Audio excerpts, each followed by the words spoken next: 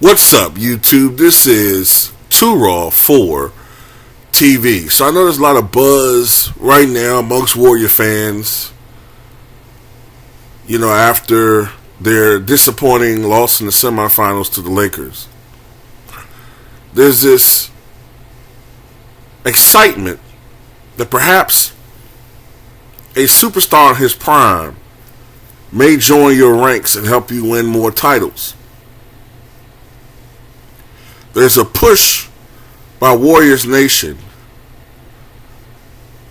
for the front office to somehow try to either pull off a trade to acquire Giannis, or perhaps when Giannis' contract is up or when he's an option year or whatever, maybe they can try to acquire him. And a lot of this excitement is coming off of a video that has been circulating on social media that seems to be showing Giannis expressing interest in going to the Warriors. But what this video is not showing is the real actual video. This video has been doctored, this video has been edited, and does not show Giannis's full reply to I think it was one of these Q&A type things, where someone was asking him his interest in going to the Warriors, and the video that's on social media that's been edited seems to show Giannis showing some interest. But in reality, in the full version, he shuts it down, saying that he's not interested. And Giannis doesn't have any interest in joining up for super teams, at least not at this point. He's expressed this.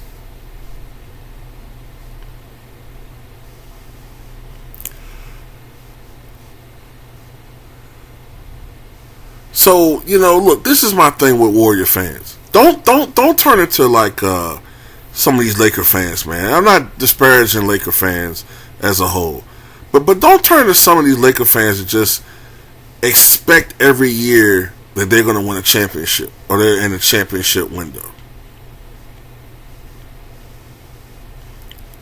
Boston fans are starting to be like that, and I get it. They're the two most preeminent franchises in the history of the NBA, and they've been to so many goddamn NBA finals, and combined they won 34 NBA championships. I get it, but sometimes they act like they're entitled to everybody else's fucking superstars. They don't try to build through the draft. Sometimes, it's like they're always trying to acquire superstars, and it's just they're an annoyance to other franchises. Sorry, that's just how we view Laker fans and Celtic fans. We view these guys as entitled pricks who think that they're entitled to everybody else's fucking stars. When you're part of a franchise, as far as a fan, you want winning, but you also have to remain loyal and to an extent patient. Just because you go one fucking season without a championship doesn't mean you have the right to fucking complain.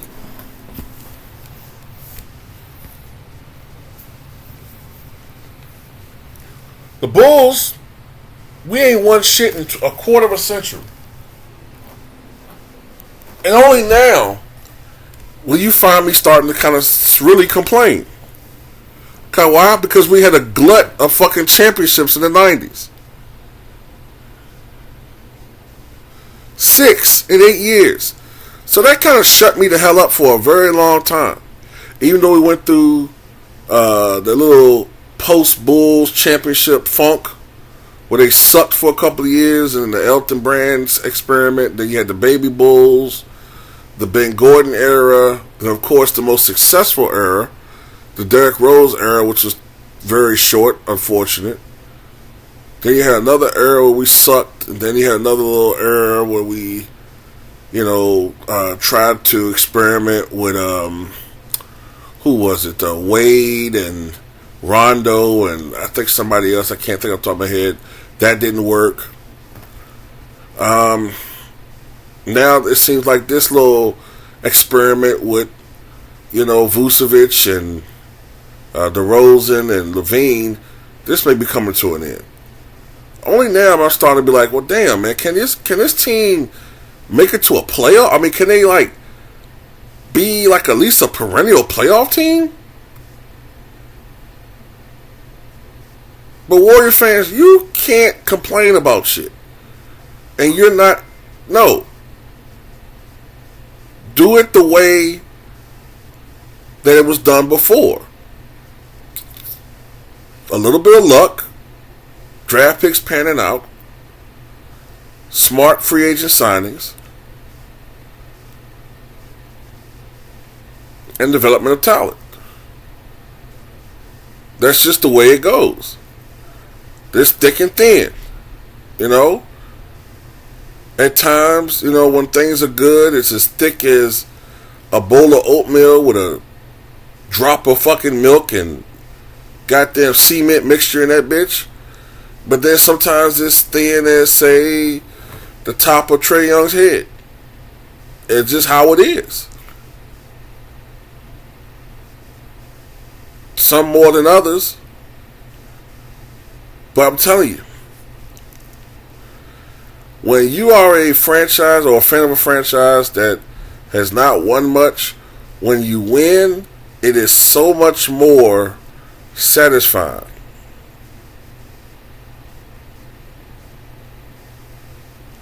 There's a famous saying from an infamous person that I found very true.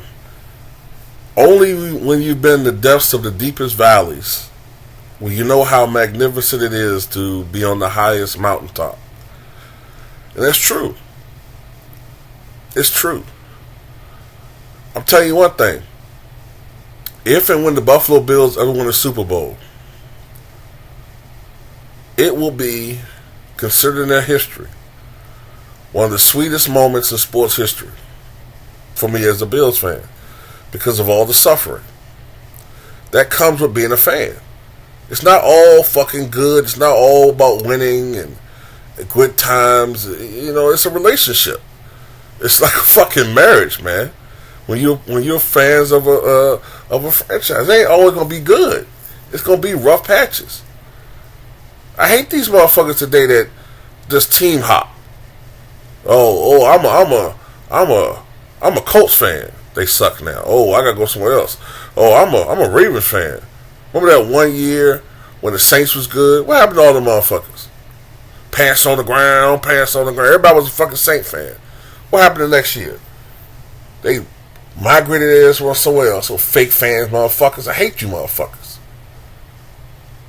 What happened to all these fucking Brooklyn Nets fans? Where are you dudes?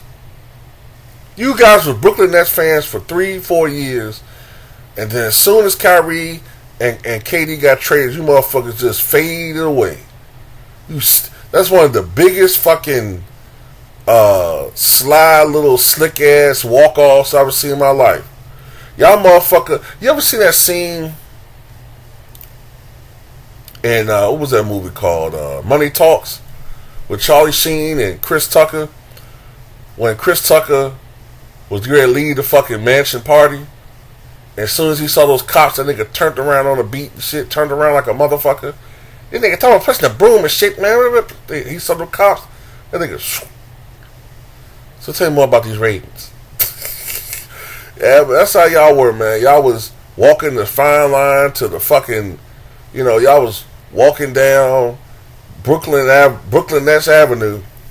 And as soon as y'all saw a trade ahead, y'all turned that corner and saw wherever KD and Kyrie was going, and y'all dipped to Dallas, to Phoenix. Y'all turned that corner and dipped. Fake fan ass motherfuckers.